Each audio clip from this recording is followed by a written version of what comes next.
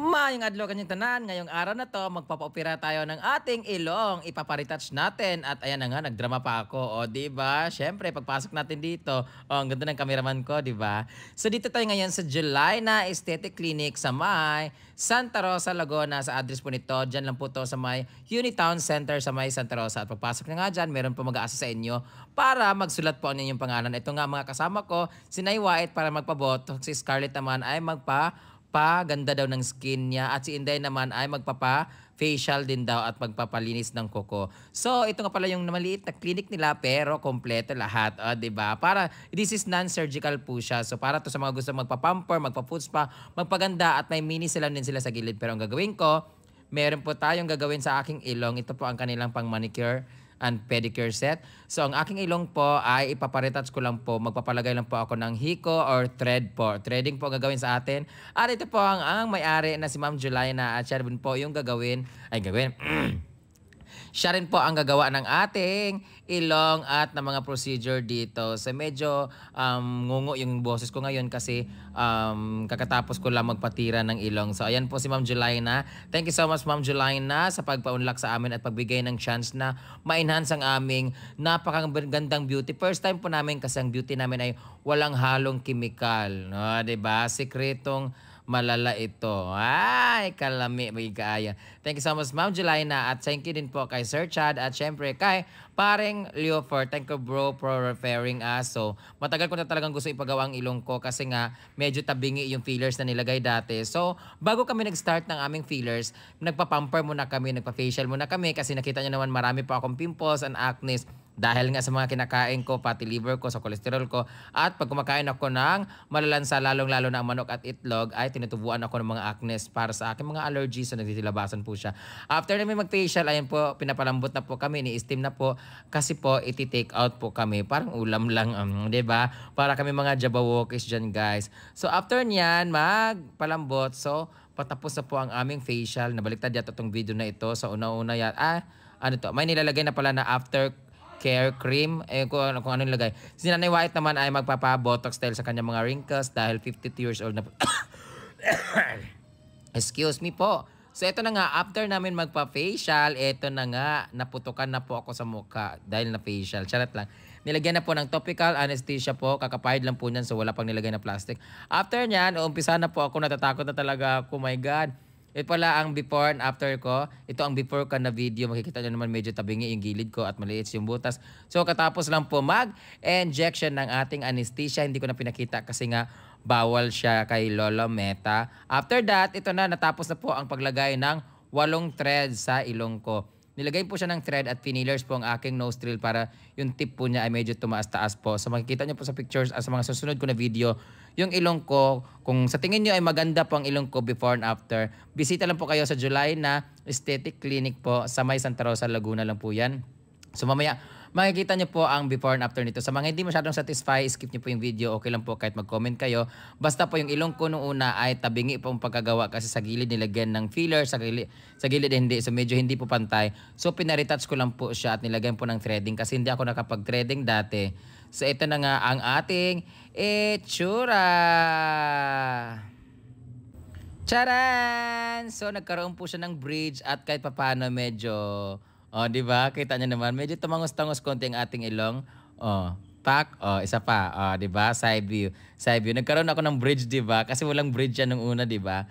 So, ayan, manipis po siya at medyo pumantay-pantay na konti. Yung sa may bandang kaliwa po, pero sa kanan po banda, medyo hindi pantay. So, yun. Yun ang problema ko talaga. Medyo umbok po yung bandang kanan, tas yung kaliwa ay wala. So, pina-straight ko po siya. So, medyo nahabol-habol naman. So, sana magpantay na po siya. So, thank you so much for watching. Bye-bye! Hi guys! Get ready with me! Wow, get ready with me. Pupunta ako ngayon doon sa Laguna sa may Julayna Aesthetics kung saan magpapatira ako ng ilong. Saba! Magpapatira ako ng ilong guys. Papahiko thread ako kasi tumabingi na yung ilong ko so kailangan lagyan ng thread para gumanon. Ayan, ganyan. Hindi pa ako magpapaganda guys. Magpapatira lang ako. So, ito yung suot ko from Inday Katok. Ang aking dress na may pagkasamang mantel design. So, para akong head ng catering. And dahil pupunta tayo at medyo mainit-init, maglalagay tayo ng sunscreen protection by Skin Magical. O, diba? O, SPF 50. Super powerful 50. So, maglalagay na, mag-lock pala siya. Diba? Ang ganda nitong sunscreen na to kasi very maganda sa ano ba yan? Wala siyang tag nito. Wala siyang white cast. Tapos pag naglagay ka nito, para ka nang naka powder kasi para may powder effect na siya. Diba? So beware of my pimples kasi ano po yan, allergy po yan. Ayun, no. Pag may kumakain ako ng maraming chicken and everything, itlog, sayang yung tira-tira na puti. Sarap kaya yung puti na tira-tira. Tingin ako yung brain na. Oh.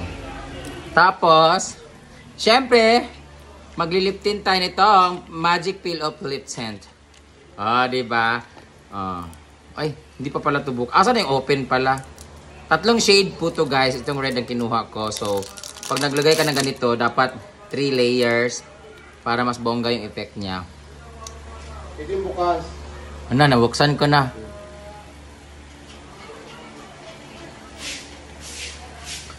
Maganda dito guys. Dapat naka-moisturizer kayo sa lips nyo para hindi siya gitak-gitak.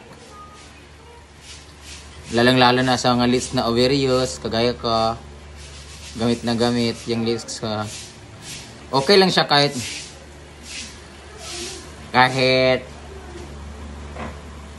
lumagkas-lagkas guys. Okay. Lagyan to lang.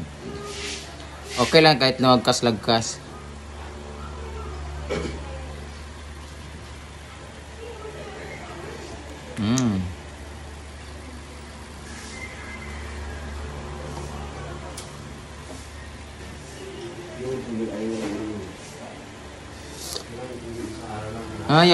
Gagalatan natin siya. Tatayuin lang natin. At let's clean chinelas na to. Ang ganda oh. Nike to na chinelas na yun oh. Nike Jordan. Ang ganda no. Ayun, may logo siya ng Nike Jordan oh. Nakaganon. Tapos ito yung sinusuot nila ni Ryan Wang, nila ni Wang Navarro. Yung suot ko ngayon ay yung buy one take one from Adidas na nakanaling kay Naiwait. Ito na suotin ko kasi nagsapatos ako kaso tinatamad ako. So red naman siya. Nakachinelas lang. Okay lang yan kasi punta lang ng kay aesthetics eh. So magtatali ulit ito mo. Ito na yan sa Laguna. Maraming gagawin dun sa akin guys. Sa mukha and everything. May hydrofacial sila. Si Inday naman ay magpapatira naman ng kanyang bigote. Si Scarlett naman ay magpapalip. Lip thinner. Magpapakapal for si Scarlett ng labi. Botox lahat, all of us. Botox. Ayaw mo rin dyan. So guys, antayin ko lang tumatahos ha. Makikita ko sa inyo. Tara! Ayun ka, yung dry gear, nayait. Aga ka. May gagawin, may papagawa po sa amin. Papagawa po ako ng lips. Ha? Dapat o pasira? Pasira ang malakas. Ano yung pagawa mo? Lahat kayo Android. So, tatanggalin na natin. Bagis na rin yung bagis.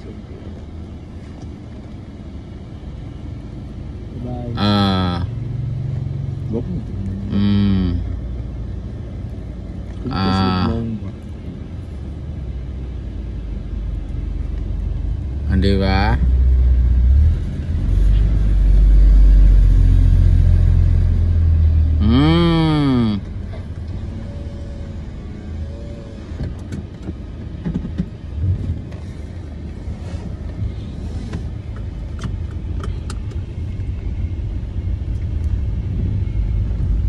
Gaya na kung lip-tint dahil kaya bakit mo Nadi lalaki niya sunod din si Kuya. Lipstick gamay lang niya ha? Gabi ba? Nadi lalaki si Lalo. Di ba yung lalaki dahil? Unsa? Yung lalaki di ba? Ha? So, very natural lang. Lalaki niya. Oh. Bye-bye! See you later, July na Aesthetics. Dadaan muna kami pala ng bangko.